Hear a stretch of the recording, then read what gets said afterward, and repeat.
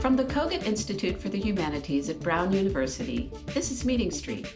I'm Amanda Anderson, the show's host.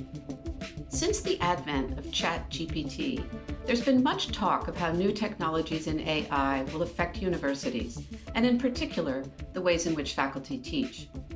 At the same time, concerns about artificial intelligence more generally have led to the development of university programs and centers focused on what is variously called ethical or responsible AI. Our show today will explore how the humanities can help to illuminate certain gaps in the current discussions around ChatGPT and AI more generally. With me to discuss these issues is Hollis Robbins, a literary scholar who is currently Dean of the Humanities at the University of Utah.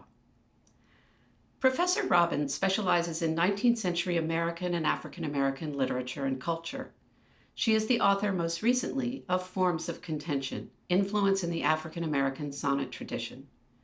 She has collaborated with Henry Louis Gates on several important editorial projects on African American texts.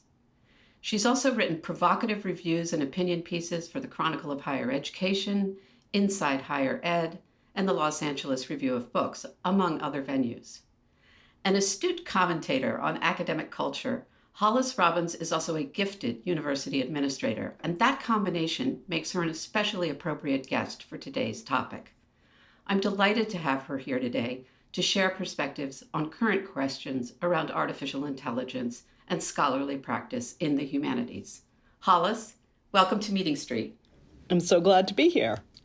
So let's begin a little bit with your own personal story, because it's an interesting one in terms of the various twists and turns in your scholarship and your career. Talk a little bit about your history and how you ended up focusing on your chosen areas of interest. Well, it was circuitous, I have to say. I mean, I was not expecting to be in academia. I wasn't expecting to be a professor, let alone a dean. I'd been working in politics. I had been, after college, had a really great job as a secretary to the liquor advertiser of the New Yorker magazine. And then years later, it's a circuitous route through the Kennedy School of Government at Harvard, through politics. I found myself opening the New Yorker one day and seeing Skip Gates, Henry Louis Gates, introduce a manuscript that he had discovered, purportedly written by, it turns out, written by an escaped enslaved woman named Hannah Crafts.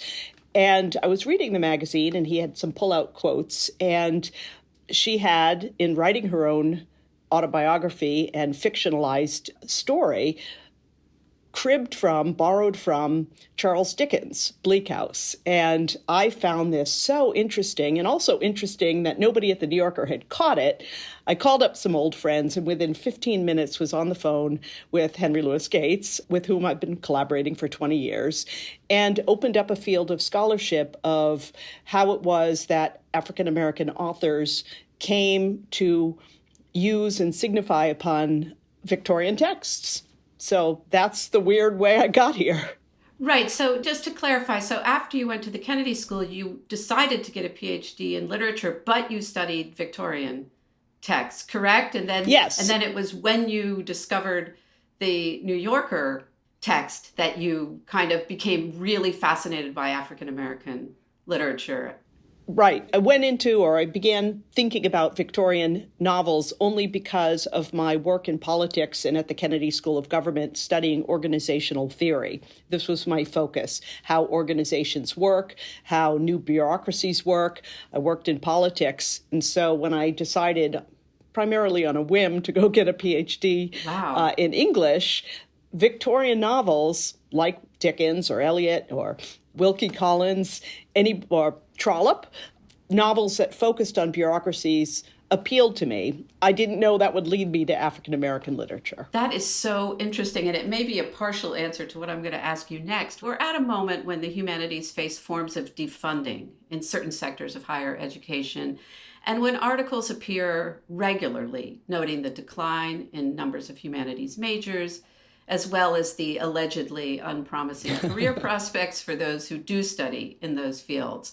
And I'm just curious to know how you see your role in this context? I mean, what do you say to your various constituencies on these questions? It's so funny. I mean, you have to ask, and I have to have a stock answer these days, right? It is the discourse.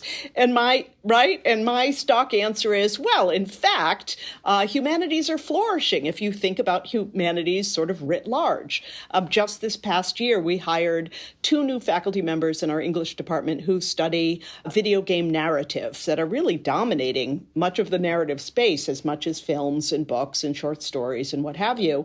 And this expansion of the English department to include new technologies is actually indications that we're flourishing, and we are flourishing. So if we think of humanities very broadly, we see that these new technologies and new ways of studying these technologies within a humanities focus both aligns with our past ways of approaching texts and the human condition, and showing that we pivot and align with, accommodate, focus on what's happening new in technology.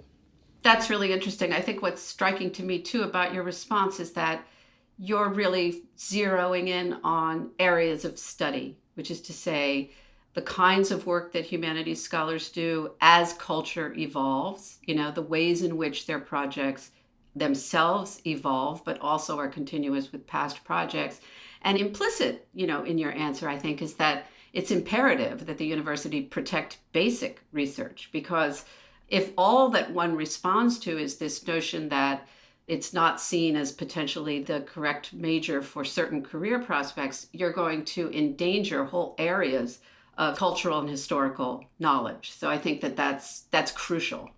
And I think the issue of ChatGPT and large language models particularly are the area that humanities language researchers can both speak to and show the limitations of. For example, I suppose you've used a little ChatGPT lately. Sure. And the thing is that predictive language models are boring, right? There is no slang. There can't be slang. So like a word like Riz, have you come across the word Riz? No. So it's a new slang for charisma, right? A student said to me the other day, "You've got a lot of Riz," and I had no idea what they meant. And it's words like extra. She's so extra. But ChatGPT, large language models, will always be behind the times. By the time they catch up with a word like Riz or even extra or be able to deploy it, it'll be long past. And so that we who study language and the ways that languages move and embed themselves into our cultural productions will always find ourselves ahead of whatever it is that ChatGPT and large language models produce. Right. I'm really glad that you turned the topic to the question of ChatGPT, because I want to segue to artificial intelligence and its impact on the humanities. Now, a lot of the debate, it strikes me, has focused on how we will need to adapt our teaching methods. But as your previous examples about slang demonstrate, there are some much larger questions at issue, as well, as you point out in a piece on AI that you wrote for a forum in the Chronicle of Higher Ed in May of this year. And there you say, at the time of this writing, AI writing is technically proficient, but culturally evacuated. What do you mean by that? It's so interesting that even now, things are changing. Just a few months later, the rollout of the facial and the spoken AI is so interesting. And if you listen to those voices, even though there are, I think, 5 voices, and one of them is sort of vaguely ethnic, but you can't really tell, there's no culture. There's no slang. There's no code. There's no specifics having to do with a particular way of approaching language. Also, it's consistent. Like the person will never use a Southern accent here and a non-accented verbiage there. So if you think back to Bill Clinton on the campaign trail using a Southern accent when it was appropriate, for example. Yeah. That we'll see only standardized speech. And it harkens back to, the way I look at it, late 19th century desires of the American education system to wipe out regional accents through elocution in high school. That everybody had to recite certain passages of Shakespeare in iambic pentameter in order for students to erase their own heritage, as it were, regional heritage. So this seems like that. So when you're using this culturally evacuated technology, the question is what's going to happen outside that? And I think slang, regional accents, new languages. I mean, I'm also thinking, 20 years ago, back in the 1990s, Henry Louis Gates testified, I think in Florida, with a 2 Live Crew case about whether something was offensive or not, saying, this is Black language, this is signifying, and to call something offensive or what have you means you're not understanding the particular language of the culture. So I think those kinds of questions are going to be happening outside of ChatGPT, and I do wonder whether that will reduce the influence, increase the influence. Stand by. Yeah, no, I think that's absolutely crucial because, as you were saying earlier, at least up till now, particularly when you ask ChatGPT to produce some sort of account of some complex, let's just say theoretical or historical question, it tends to produce a very, as you were saying, a kind of highly neutral sounding, rather boring, and hedged account, though, I mean, hedged is already sort of a human stance, but there's a sort of on the one hand, on the other hand tendency, right? And so as somebody, myself, I've written a lot about styles of argument and about the ways in which personality infuses argument, and that there are always ways in which certain kinds of assumptions about character or enactment are at play in certain arguments. And this sort of very anodyne, neutral mode is quite odd. And it's going to jar, I think, as you're rightly saying, not only with cultural specificity, but the fact that right now in our culture, identity is so important and claiming identity, but it's complicated when it's an artificial entity, right? As the kids will say, this raises beige flags. Exactly. That's good. I love that. It's a true thing people are saying. I mean, it's hilarious. Yeah, that's wonderful. Wonderful. Okay. So to go a little further into this question and to also kind of draw on some of the work that you've recently done, in a recent review article for the Los Angeles Review of Books, you compared 2 very different new biographies of the 18th century African-American poet Phillis Wheatley. One of the biographies is steeped in historical and material detail, and the other is framed in cultural idioms of the present day and more relatable. These divergences were, in your view, especially notable and concerning in the age of AI. And I should say, I mean, you favored the historical and material version. But say a little more about that, because that's a fascinating claim, and I think it's actually related to what we were just talking about. So I prefer Vince Coretta's book, the historically steeped one. I mean, he's the scholar of Phillis Wheatley's history, biography, etc. And he lays out so many specificities about the captain of the ship called the Phillis that brought Phillis Wheatley to Boston, what people were wearing at the time, what the churches were like, who said and was reading what her neighbors were. And David Waldstreicher takes a lot of that data. I mean, he doesn't bring a lot of new historical research, but what he does is reads these facts in a new way. So as I say, to read Vince Coretta's book is for the reader to go back to the 18th century, brings the reader to Phillis to understand what her life was at the time. And Waldstreicher does the opposite, takes Wheatley out of the 18th century to the present, so brings Phillis to the current day.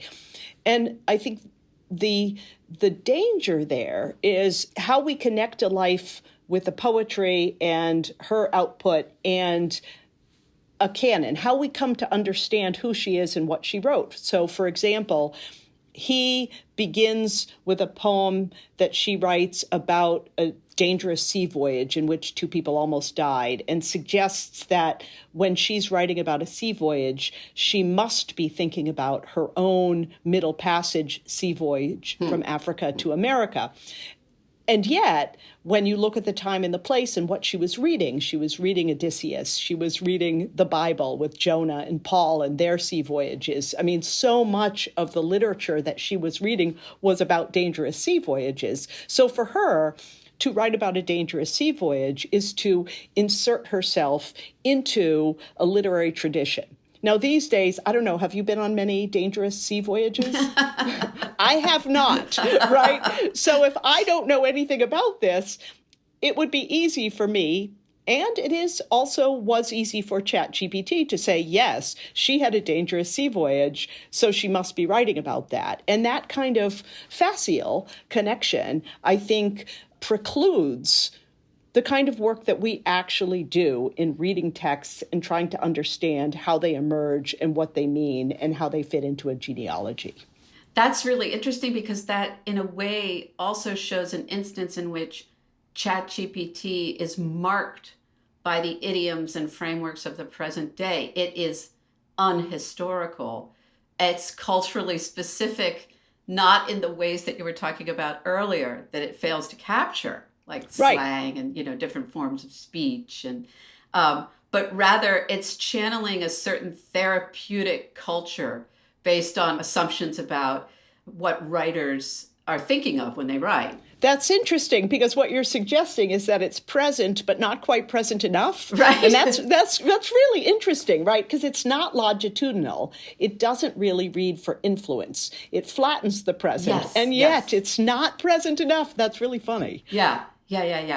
So let's talk a little bit about ethical AI. So as I mentioned in the intro, there are many new centers dedicated to ethical AI in universities, and then there's various organizations and corporations that have asserted their commitment to principles of ethical AI, which are often understood in terms of transparency, fairness, privacy, dedication to human rights, and careful monitoring of AI systems for discrimination, bias, disinformation, and exclusion. So this seems to me a laudable effort. Obviously, it's very, very important. But I guess one question I would have is, do you think ethical AI captures the issues that are most salient to the humanities? Because sometimes, you'll hear humanities scholars say, we're crucial to AI because we bring the ethics.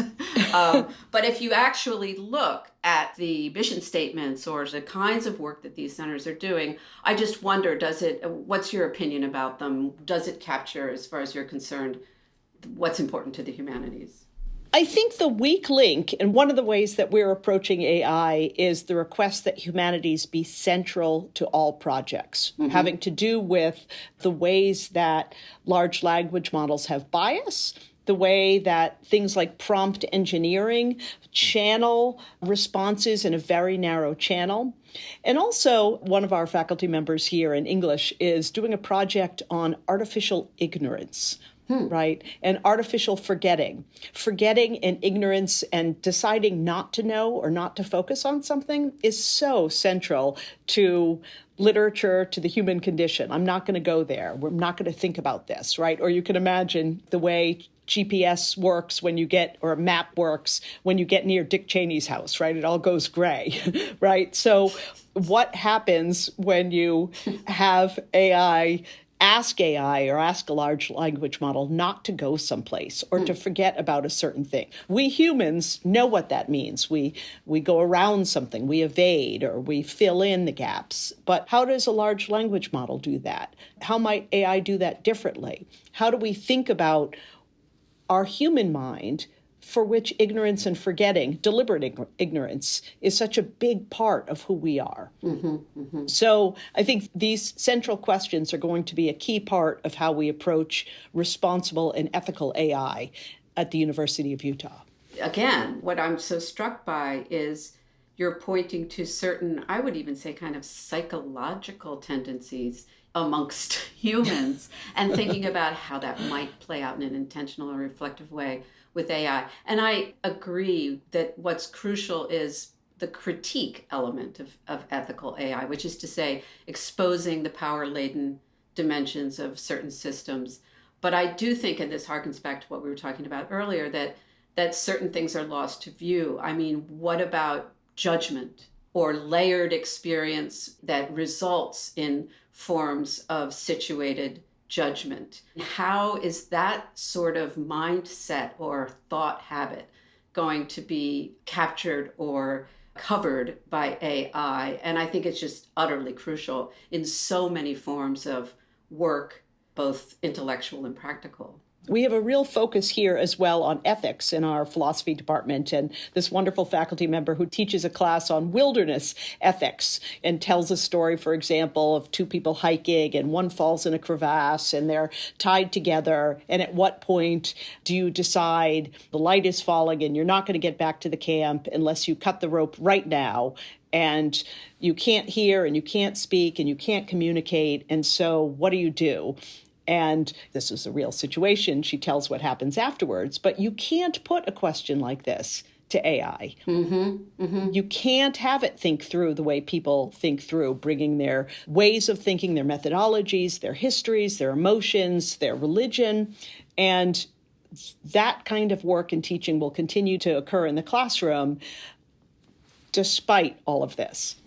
Right. And you mentioned religion, and I've been wanting to ask you, I really appreciate these wonderful examples you're giving of work that's being done at the University of Utah. And of course, you know, Utah is a distinctive state given its Mormon history and population. And I'm just wondering, are there specific aspects of the Utah context that are relevant to the work that you're trying to do to promote and sustain the humanities?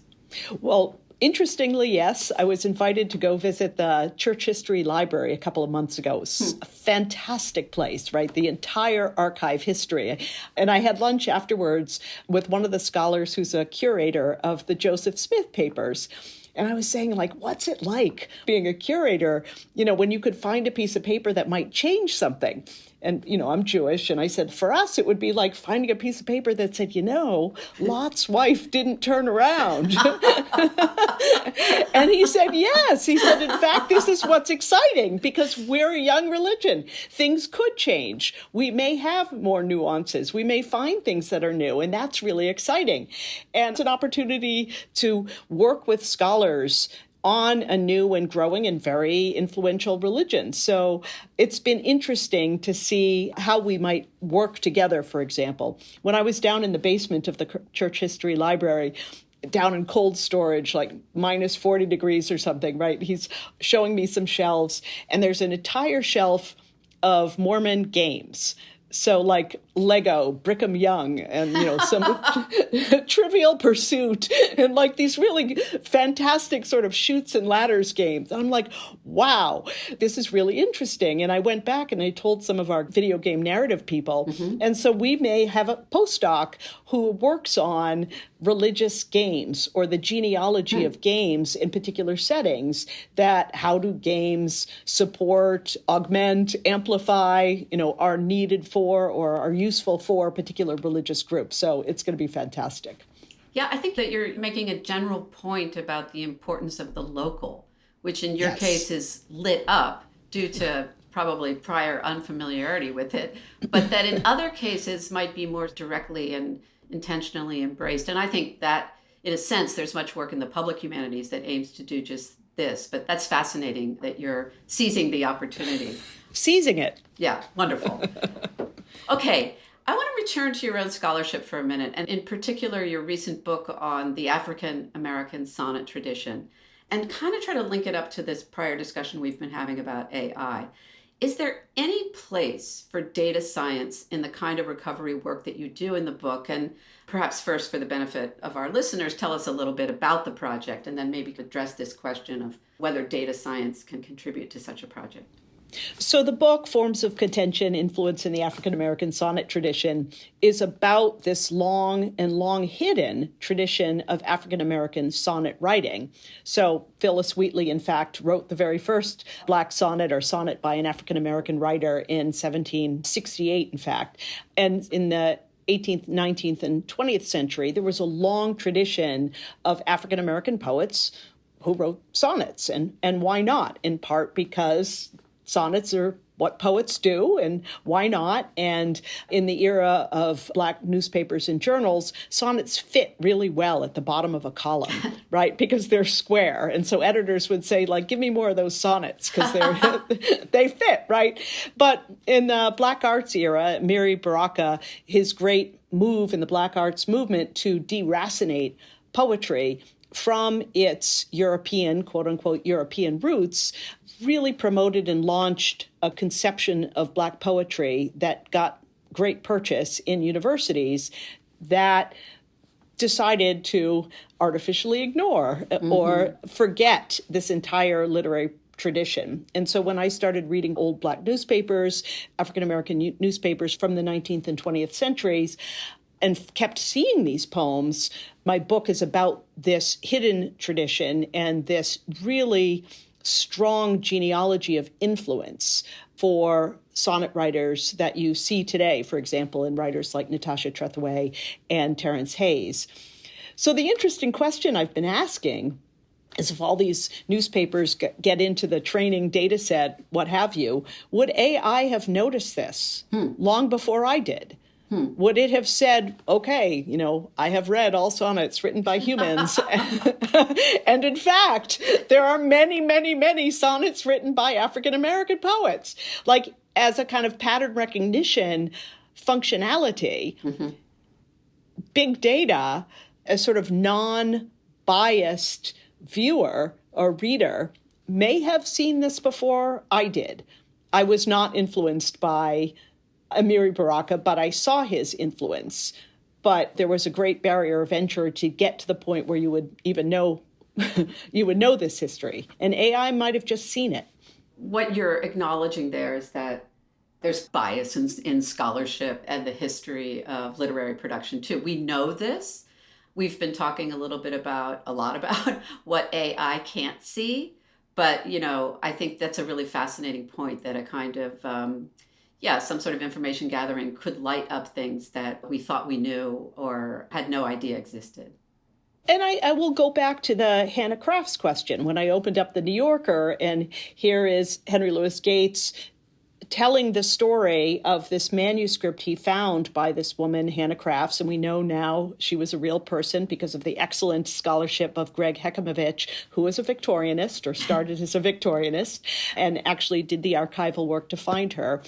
But at the time, in 2002, nobody who Skip was working with, none of the African-American studies scholars, had thought to think or to imagine that she would be reading Dickens. So passages that are clear echoes of Dickens went unnoticed. And so there's a way of thinking that if some sort of AI reader had picked up the New Yorker or picked up this manuscript 20, 30 years ago, would have seen, oh, clearly she's echoing Dickens here. She's echoing Jane Eyre there. She's echoing Walter Scott there, right? And I found them because I had been a Victorianist and saw what she was doing. Scholars who had been trained solely in African-American texts didn't see those echoes.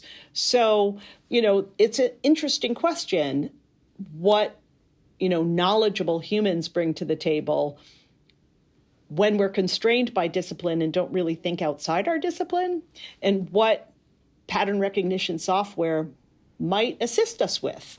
Yeah. And just to clarify, when you say Skip, you are referring to Henry Louis Gates Jr.